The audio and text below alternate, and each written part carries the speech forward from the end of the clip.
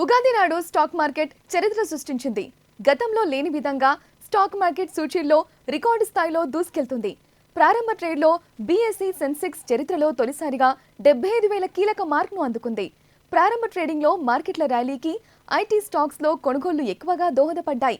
30 షేర్ల బీఎస్ఈ సెన్సెక్స్ 321.78 పాయింట్లు ఎగబాకి 75,124.28 all time గరిష్ట స్థాయికి చేరుకుంది.